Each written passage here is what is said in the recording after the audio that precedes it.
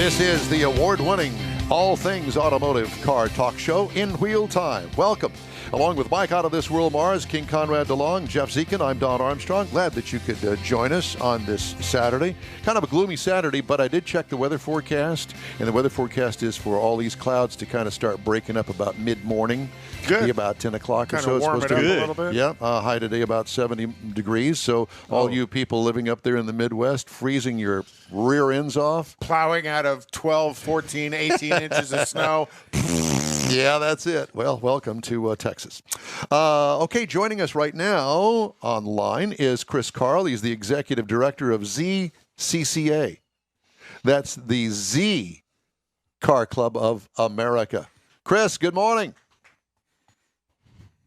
Oh, sorry, wrong button. Never mind. Okay, start again, Chris. I'm sorry I had your button not pushed.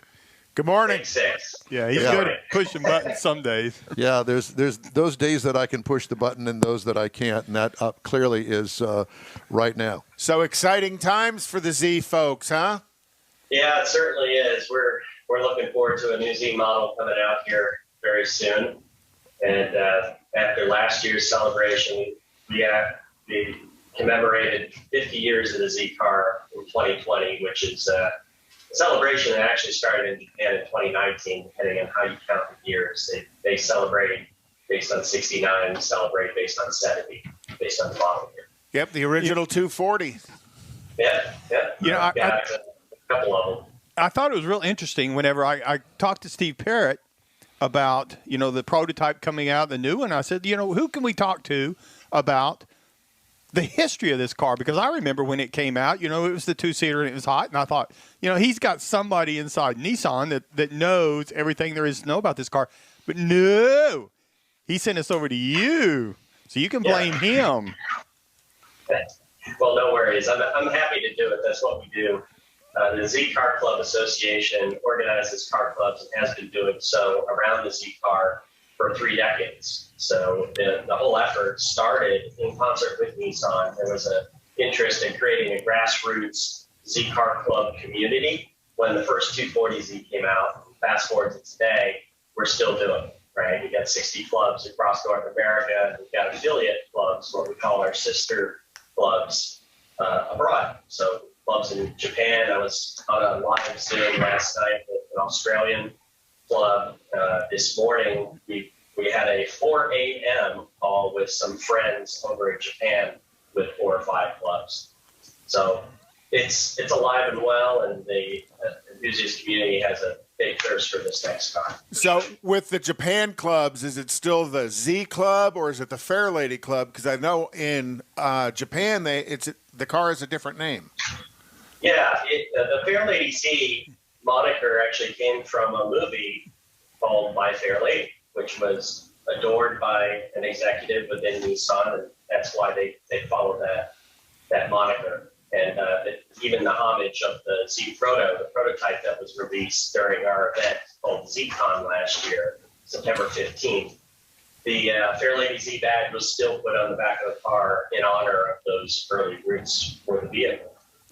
I'd never realized that was related to the movie. I just knew the name. That's an interesting little tidbits here and there of history. If you guys ever get the opportunity to come out to our national event, at ZCon event, we call it the International Z-Car Convention. A lot of history and whatnot. You can learn a lot. So looking at and I'm assuming you said you had 60 chapters here in the United States. What type of membership, including all those chapters, would you assume the Z Club has right now? So that's a slightly interesting question because we have 2 types of members. We have formal clubs that actually collect money to be members of their club, and then we have the social clubs. Those are the guys on Facebook, on traditional forums and whatnot. They don't give you any money, do they? They don't give us any money. Well, they need to. More of a, put an arm around the shoulder, welcome to the family, and, help promote the Z, help promote the national events, the regional events that all these clubs are handling. But to get back to your question, there's probably 6,000 to 7,000 paid members across those clubs, which is very short stroked. I'll be honest, a lot of clubs sandbag the number of members that they want to pay for. So but when you look at the social aspect, we get into the hundreds of thousands of true members out there. These are the guys that, for whatever reason, the traditional club model of going to meetings once a month or cruises or whatnot may not fit their lifestyle, but it's easy to jump on Facebook and have a chat and get together once or twice a year. Yeah, they can still be part of it, even if they're Absolutely. live in the middle of Kansas and they're the only person within 150 miles that's interested. Yeah. The Gateway Z Club sitting in Kansas ready to help them out. There you go. So what kind of Z do you own, or how many different ones? So that's a loaded question. Right now in my garage, I have 12. 12? 12. Wow. And I own serial number 201 240Z, a 1970 model. Oh, wow. 71, a 72. Then I've got a 77 280Z, an 87 300ZX Turbo. I've got 5 of the mid-90s 300ZXs, a 350Z Nismo in 07, and an 09 Nismo 370Z. So You have an addiction.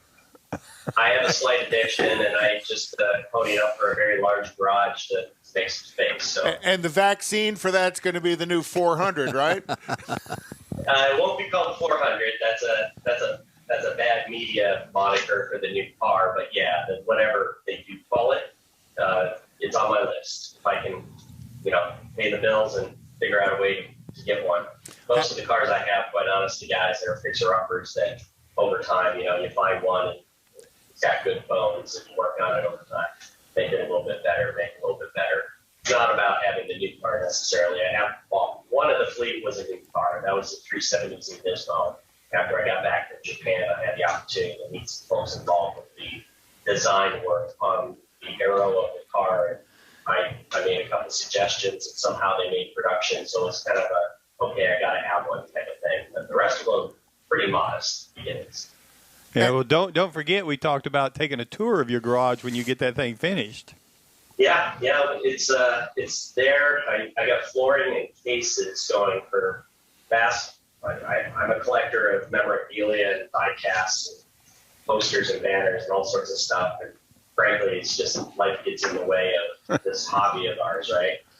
Around cars. I think it'll be another 2 to 3 weeks, and most of that in and done and ready to, be tour worthy.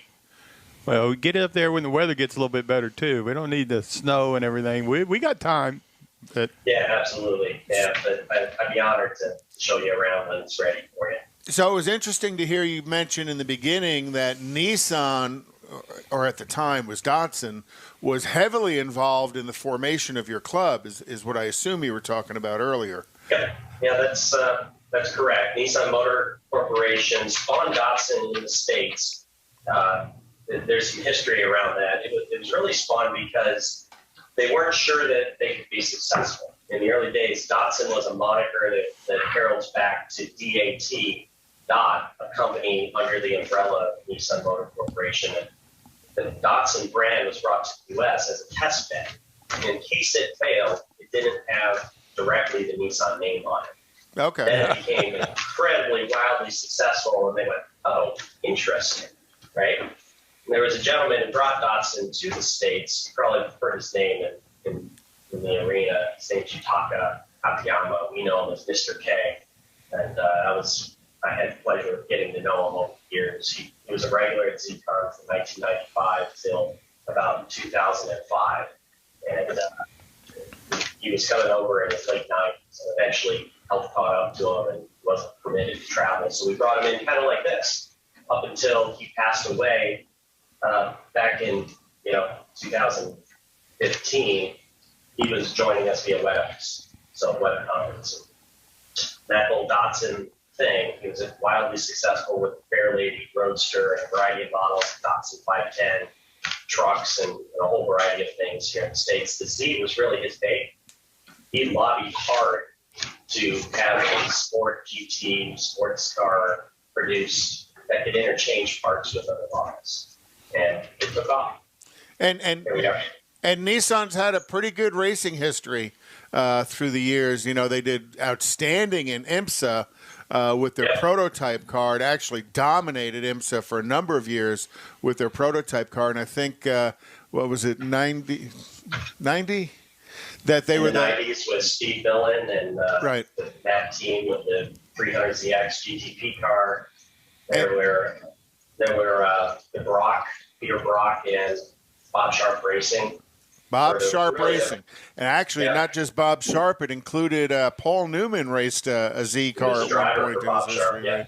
And I think it was 92, wasn't it, when Nissan won the 24 Hours of Daytona, the first Japanese import car to win the 24 Hours of Daytona with their prototype car. There were a lot. There was SCCA National Championships in the early 70s, a driver by the name of John Morton, who you may know. Yep.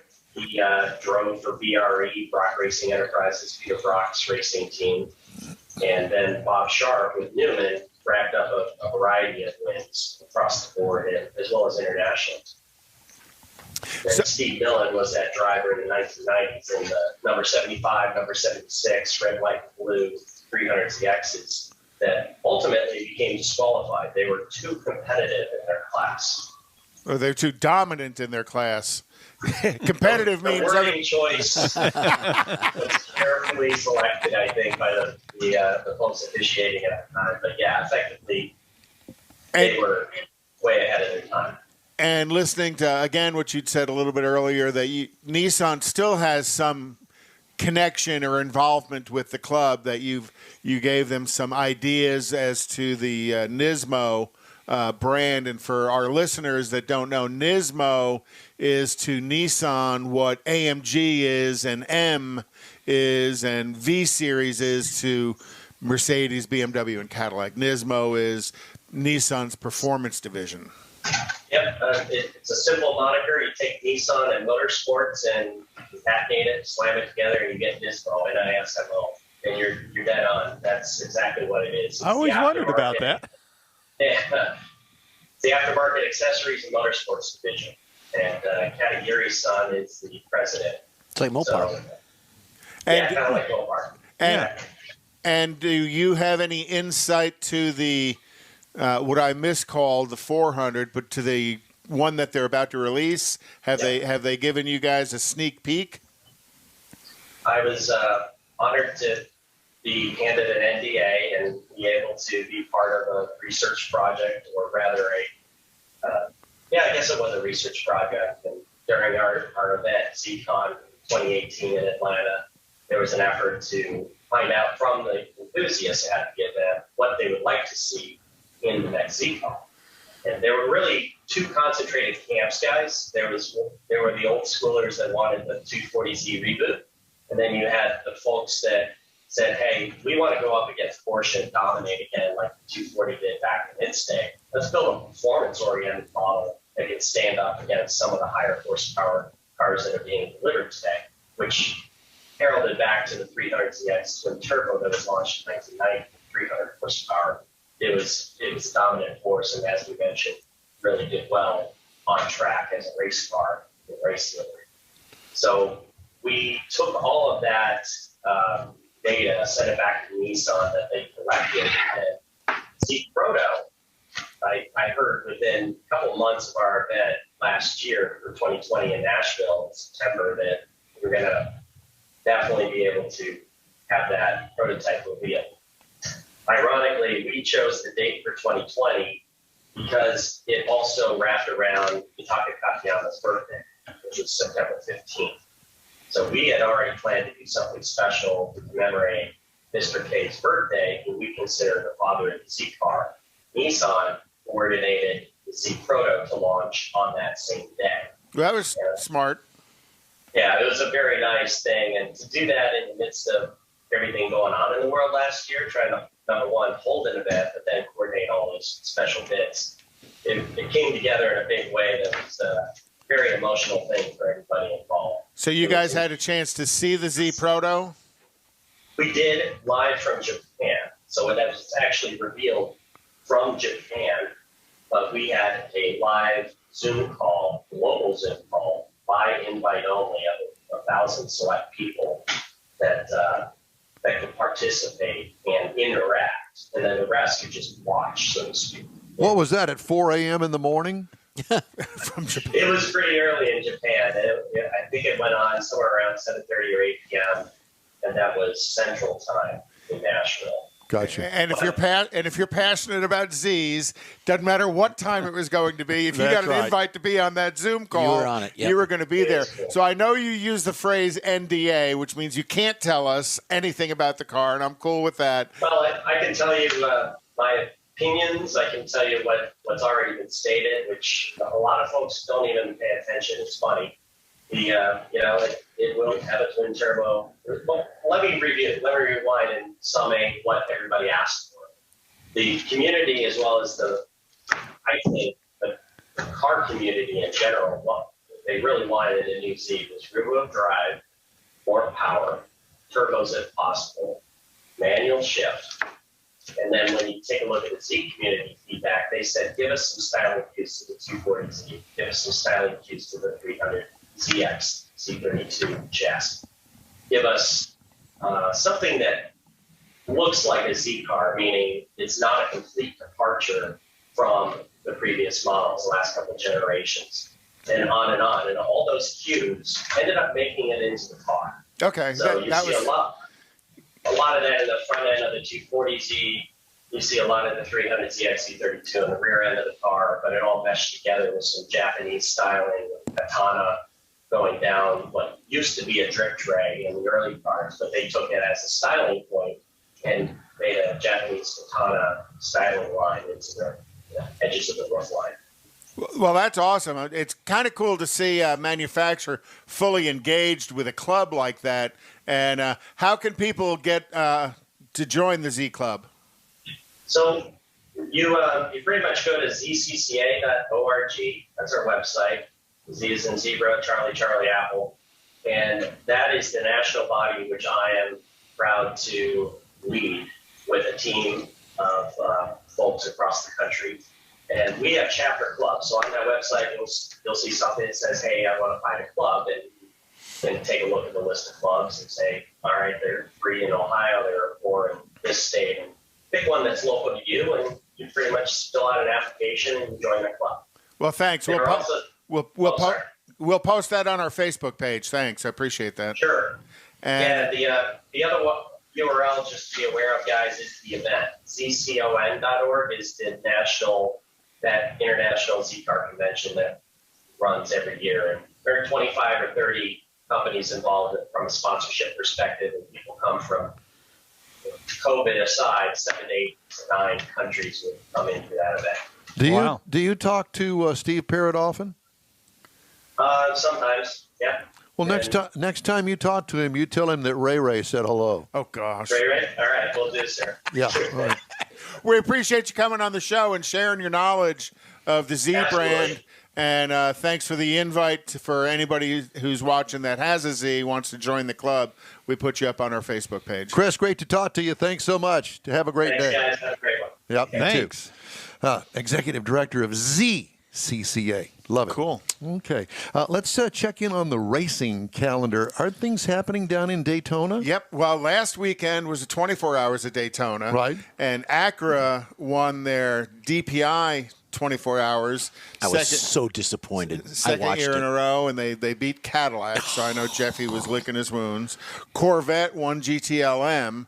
So that was a bright spot. It was a pretty cool event. And they said it was an extremely competitive, because right there at the end, so many cars were on the final lap, which in 24 hours, you think about, the margin of victory being in seconds after 24 hours is kind of unusual. I actually watched a lot of that, and it came down to the last hour of pit strategy. Mm-hmm. Can you, 24 hours, and last hour it comes down to pit strategy. That's what it's supposed to be. Very, very good.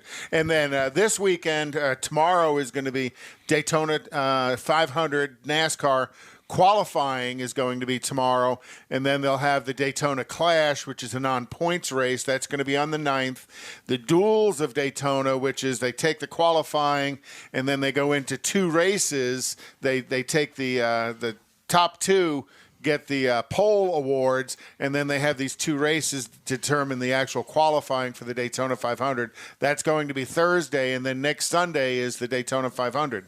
So NASCAR racing is upon us, and then on the 21st, the first time ever, the NASCAR cars are going to run the Daytona Road Course, and that'll be the following week after the Daytona 500. Cool. Should be interesting. Do you think NASCAR's trying too hard to get their fan base No, back? I don't. They need to do They this. need to try do something harder. Because they're going to put dirt on Bristol. Bristol. They're already putting dirt on Bristol. It's That's going to be wonderful. cool. You got to look at the history of NASCAR. That's kind of where NASCAR came from. No, was, it is where was NASCAR the came dirt from, tracks. yeah. Well, sand, beach. Well, that would have been the running on Daytona Beach, but they ran probably a majority of their races early on. were They all ran dirt. liquor on dirt. Yeah, well, That's how that worked. We ran liquor last night.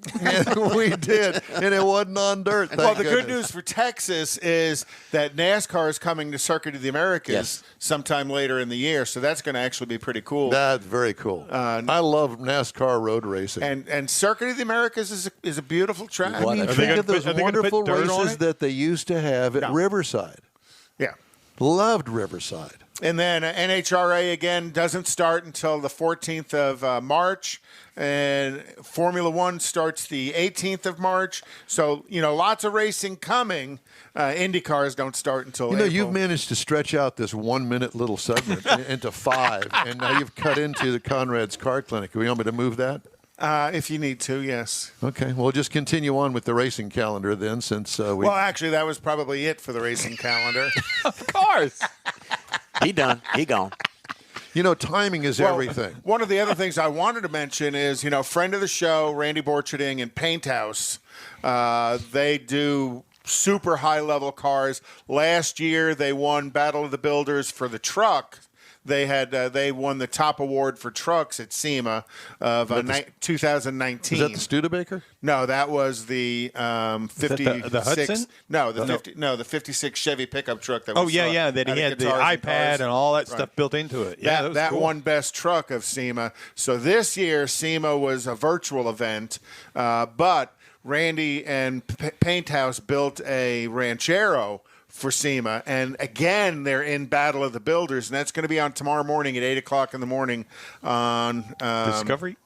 Is it Discovery the Channel? History Channel. History Channel. Now, the last time he was on, he showed us pictures of Some of that vehicle. car. Yes, Now you're he going to be did. able to see a lot more of the car. completed version. And he's, there's 12 builders that are in Battle of the Builders, and one of the other builders is Chip Foose. So Randy and Paint House, they play at a very, very high level. So a shout out to the folks at Paint House, and definitely click on the Very History cool. Channel tomorrow morning Very at cool. 8:00. Don't bother watching any of that news junk that's out there. Nah. Watch car stuff. And So since it's on tomorrow, does this mean there's already been a winner selected? Does he know? I'm not going to tell, but yes. Look at how coy you are. I'm not coy. I'm just stupid. He's just Konrad. Yeah, just like he was with the diesel engine 6.6 Yeah. liter. King Whatever. Coy Konrad. You notice I've given into that until I go out and look at it, right? Well, let's go ahead and do Konrad's Car Clinic, and I'll slide the headlines till later. Well, over 40 years ago, well, close to 50 years, it is 50 years ago, America was heavy into electric cars. Did you know that? I did not. They put the first 3 electric cars they built on the moon. Oh, And they're still there. Dun, dun, dun. And it wasn't the first 3 because there was electric cars way back in the 1900s, early 1900s. But on July 11th of 1969, before the Apollo 11 moon landing, NASA put out a bid process for the next for the Lunar Rover. Land Rover, Lunar Rover vehicle, LRV, and the people who bid on that were Boeing, Bendix, Grumman, and Chrysler all submitted proposals to build the Lunar Rover. The contract was given to Boeing, and the contract was for $19 million. Well, remember, this is a government project, so cost overruns led to the final cost being double the $19 million contract to $38 million. Of course. Do you remember the $600 toilet seat? Yeah. There's no toilet seat on this, but I would assume that was part of the cost overrun. Does that come with a charging station up there? Or? Actually, there No, was but it some does kind come with a handle. Not the commode. You talk about a range anxiety. You know, this thing would have given you bad range anxiety. So Boeing built it, but they had help from other manufacturers in doing it. So the LRV was 460 pounds without a payload and could carry a total payload of 1,080 pounds, but that total payload included the passengers, and it could carry up to 2 astronauts along with all the rock samples and stuff. And it was designed for a top speed of about 8 miles an hour. And of course, you put a guy in a vehicle out where there are no cops, and they're going to see what No kind of speed limit. No speed limit. They're going to see what kind of top speed run they could get. Do you know who comes to mind with that in this room? All of us. Mars. What? Yeah. But Why they is said it they always actually me? got it up to 11.2 miles per hour on the Apollo 17 version. Downhill with the wind. No, there's no wind. Oh, there is downhill. no wind. Well, so it went up. The Land Rover, Lunar Rover, was on mission 15, 16, and 17. And each rover was carried up in the lunar module, and it kind of folded up, and that was part of the design, so they could compact the amount of space. And then when the lunar module landed, it came out of a compartment in there, and they unfolded it. The interesting thing about it is the wheels were actually designed by the General Motors Defense Research Laboratories. Hold that picture. Cool picture. So It's a great picture, except there's the picture of the rover on the moon and then the moon in the background. well, you know, everybody always said the moon landing was fake. Yeah. So it was. This was. I can see that. This is the moon with the moon. Well, I picked the wrong picture, didn't I? I might have picked it up a conspiracy theory. So switch to the next one. I'm going and to. we'll talk about the tires. There you go. Interesting thing about this is the tires weren't really tires. They were just fences, and then they put those chevrons of titanium on it to give it traction. The problem, and you can see the red piece up there, was it threw up a lot of dust. So they put these fender covers on them, and of course, what's the first thing to get damaged on the Rover? The fender covers. And on 2 separate trips, they ripped a fender cover off of it, just bumping into it with something. And they said as they were driving, it threw up so much dust in the air that it covered so much stuff, and some stuff started to overheat on it because it was covered with so much lunar dust. Talk about Don's always has his issues with range anxiety with electric vehicles. Well, these electric vehicles were actually only designed to go about 20 to 25 miles, and there was no recharging of them. That was it. That's all you had. When it went, it's 25 miles. I wonder if it's got any charge left in it right now. Oh, good question, because they're still sitting in the same place, and there are telescopes and that you can see that they can you can actually see them with some of these high-powered scopes that are out there. So the total distance driven by the Apollo 15 was 17.25 miles, 16.5 miles on Apollo 16, and 22 miles on Apollo 17. And they said that the range on these was only going to be about 25 miles. So it's interesting that they got that close. Interesting story. Thank you very much for sharing. We appreciate it. $39 million Later for 3 lunar rovers. All right. Well, quick break now. You're on the In Wheel Time Car Show. Thanks for joining us today. Tailpipes and Tacos is Houston's premier cruise-in, and you're invited to join in. Whether you're a cruiser or spectator, Tailpipes and Tacos is the place to enjoy made-to-order breakfast tacos, fresh coffee, and mingle with Houston's fun car people. Mark your calendar for Saturday, February 20th for Tailpipes and Tacos at the Lupi Tortilla Mexican Restaurant in Katy, 8 a.m. to 11 a.m. Tailpipes and Tacos is free, and everyone's invited. You will see collector cars, hot rods, customs, magnificent originals, and resto mods all at one location. Karl Cars from all over Southeast Texas cruise in and show off in a friends and family event at the Lupe Tortilla Mexican Restaurant on the Grand Parkway at Kingsland Boulevard, just south of I-10 in Katy. Drag racer, car enthusiast, and Lupe founder Stan Holt brings you Houston's hottest cruise in, Tailpipes and Tacos, Saturday, February 20th, 8 a.m. to 11 a.m. at Lupe's in Katy. The Wheel Time Car Show will be there too. Get your ride ready, and we'll see you at the Tailpipes and Tacos Saturday morning cruise in, February 20th, 8 to 11 a.m. at Lupe's in Katy, weather permitting.